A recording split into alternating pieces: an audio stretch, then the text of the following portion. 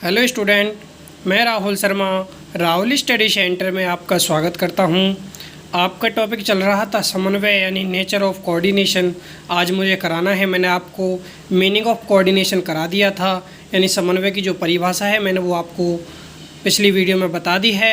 आज हम समन्वय को समझते हैं। एक बार रिवाइज करते हैं, समन्वय कहते किसे हैं। समन्वय वह प्रक्रिया का योग होता है जिसमें सभी व्यक्ति एकता के साथ किसी संस्था के लक्ष्य को प्राप्त करने के लिए कार्य करते हैं, यानी किसी भी तालमेल के साथ किसी कार्य को करना ही समन्वय कहलाता है। मैंने आपको इसका एक एग्जाम्पल बताया था। अगर मैं आपको एक लकड़ी देता हूं तोड़ने के लिए, उस लकड़ी को आप आसानी से तोड़ सकते हो। अगर मैं एक साथ आपको 4 लकड़ी देता हूं, उन्हें तोड़ने में आपको कठिनाई होगी, आप उनको आसानी से नहीं तोड़ सकते। तो अब पढ़ते हैं हम नेचर ऑफ कोऑर्डिनेशन, यानी कोऑर्डिनेशन की विशेषताएं, समन्वय की विशेषताएं। समन्वय की विशेषता है, समन्वय सामूहिक कार्यों में एक रूपता लाता है। जो कार्य हैं उन सभी में एकता लाता है। जो अलग अलग विभाग में काम कर रहे हैं वो एक साथ मिलकर कार्य करते हैं।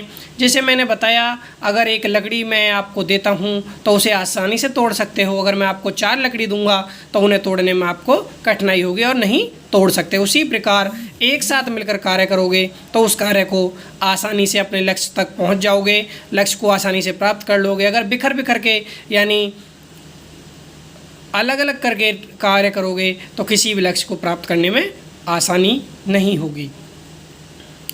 उससे हमें बहुत सारी कठिनाइयों का सामना करना पड़ेगा। तो इसका मतलब यही, समन्वय का मतलब, कोऑर्डिनेशन का मतलब यही है, तालमेल के साथ मिलजुल कर कार्य करना ही समन्वय कहलाता है। यानी इसकी एक विशेषता है, समन्वय सामूहिक कार्यों में एक रूपता लाता है। समन्वय जो सभी कार्य चल रहे हैं उनमें एकता लाता है, एक साथ लोग कार्य करते हैं, उसे ही हम बोलते हैं समन्वय की एक विशेषता, यानी सामूहिक कार्यों में एक रूपता लाना। जैसा लिखा हुआ है, यह मानवीय प्रयासों में सद्व्यवहार, समरूपता, एकरूपता तथा क्रमबद्धता स्थापित करने की प्रक्रिया है। यह समूह में किए जा रहे कार्यों में एक रूपता लाता है और यह सुनिश्चित करता है कि कार्य निष्पादन योजना एवं निर्धारित कार्यक्रम के अनुसार ही हो। समन्वय का मतलब आप समझ गए होंगे। उसके बाद है समन्वय की दूसरी विशेषता है, समन्वय कार्यवाही में एकता लाता है। जो समन्वय है, समन्वय कार्यवाही में एकता लाता है। जो समन्वय का उद्देश्य है, जो विभिन्न विभाग हैं, उपविभाग हैं, उनमें जो कार्य कर रहे हैं उनका उद्देश्य एक ही है, यानी उनमें एकता लाता है। वो सभी एक उद्देश्य, एक लक्ष्य के लिए कार्य करते हैं, तो उसे हम क्या बोलते हैं, समन्वय कार्यवाही में एकता लाता है। जैसा लिखा हुआ है, समन्वय का उद्देश्य विभिन्न विभागों एवं उपविभागों में कार्यरत कार्यों को समान उद्देश्य प्राप्त करने के लिए एकता लाना है। यह विभिन्न विभागों को जोड़ने का कार्य करता है तथा यह सुनिश्चित करता है कि सभी व्यक्तियों के प्रयास संगठन के उद्देश्यों को प्राप्त करने के लिए किए जाएं। जैसे आपके स्कूल में अलग अलग विभाग होते हैं, जैसे साइंस डिपार्टमेंट, कॉमर्स डिपार्टमेंट, वो सभी मिलकर कार्य करते हैं, तभी एक स्कूल को अच्छी ऊंचाई तक ले जाया जा सकता है। अगर किसी एक टीम के साथ मिलकर काम करोगे, एक टीम की तरह काम करोगे, तो किसी भी कार्य को आसानी से प्राप्त हम कर सकते हैं। समन्वय निरंतर चलने वाली प्रक्रिया है। जो coordination is a continuous process, मतलब जो समन्वय है वह कभी ख़त्म नहीं होता है। ये निरंतर चलने वाली प्रक्रिया है। इसमें नियोजन से लेकर यानी नियंत्रण तक, यानी जो मैंने प्रबंध के कार्य बताए थे, नियोजन से लेके और नियंत्रण तक, यानी प्लानिंग से लेके कंट्रोल तक, यह हमेशा चलने वाली एक प्रक्रिया है। जो एक कार्य से दूसरे कार्य में समन्वय का होना ही पाया जाता है। यानी जैसे 3 स्तर बताए थे मैंने आपको, लेवल ऑफ मैनेजमेंट। तो लेवल ऑफ मैनेजमेंट मैंने आपको कराया था, उसमें टॉप मैनेजमेंट, मिडिल मैनेजमेंट और सुपरवाइजरी मैनेजमेंट, यानी तीनों मिलकर एक साथ किसी भी कार्य के लिए कार्य करते हैं। और ये निरंतर चलने वाली प्रक्रिया है, कभी ख़त्म होने वाली प्रक्रिया नहीं है, क्योंकि कोऑर्डिनेशन का होना किसी भी बिजनेस, किसी भी संस्था के लिए अनिवार्य होता है। बिना कोऑर्डिनेशन के किसी भी कार्य को आसानी से हम, किसी भी लक्ष्य को आसानी से हम प्राप्त नहीं कर सकते। जैसा लिखा हुआ है, समन्वय एक सतत प्रक्रिया है जो निरंतर चलती है। यह एक सार्वभौमिक प्रक्रिया है जो सभी संस्थाओं के प्रबंधकों को सभी स्तरों पर करनी होती है। यह नियोजन से प्रारंभ होकर नियंत्रण एवं उच्च स्तरीय प्रबंध से प्रथम पंक्ति प्रबंधक तक होती है, यानी सभी जगह समन्वय पाया जाता है। और ये जो समन्वय है कभी ख़त्म नहीं होता है, ये एक निरंतर चलने वाली प्रक्रिया है। और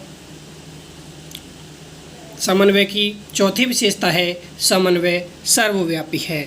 जो समन्वय है वह सर्वव्यापी है, यानी सभी जगह पाया जाता है, चाहे वो बैंक हो, चाहे स्कूल हो, चाहे कोई संस्था हो, चाहे कोई फर्म हो, यानी सभी जगह जो भी जहाँ पे भी व्यक्ति कार्य कर रहे हैं या व्यक्ति रह रहे हैं वहाँ पर सभी जगह समन्वय पाएगा। अगर समन्वय नहीं है तो किसी भी स्तर पर हम बात नहीं कर सकते, किसी भी स्तर पर किसी भी लक्ष्य को हम आसानी से प्राप्त नहीं कर सकते। समन्वय सभी जगह पाया जाता है, चाहे वो कोई भी स्तर हो, उसी जगह समन्वय का पाया जाना जरूरी है, क्योंकि सभी विभाग एक दूसरे से जुड़े हुए होते हैं।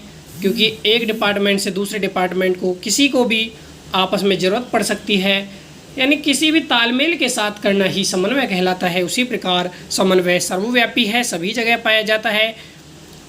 समन्वय सार्वभौमिक है, यह प्रबंध के सभी स्तरों पर होता है, क्योंकि सभी विभागों के कार्य एक दूसरे से जुड़े हुए होते हैं। जो सभी विभाग हैं, जैसे साइंस डिपार्टमेंट, कॉमर्स डिपार्टमेंट को एक स्कूल के एग्जाम्पल से ले सकते हो, तो सभी के एक दूसरे से कार्य जुड़े हुए होते हैं, तो मिलकर कार्य करना समन्वय होता है। समन्वय विभिन्न विभागों एवं कार्यों एवं प्रयासों में समरूपता या एकता संयोजन स्थापित करने का प्रयास करता है, ताकि अधिकतम कुशलता के साथ, अधिकतम प्रभावपूर्णता के साथ संस्था के उद्देश्यों को प्राप्त किया जा सके।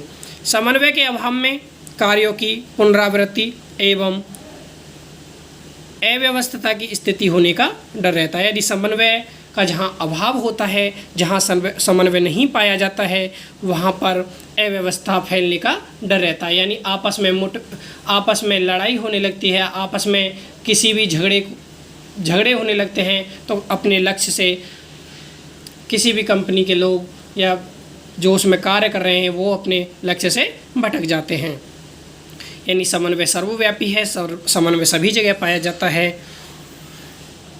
समन्वय की पांचवी विशेषता है समन्वय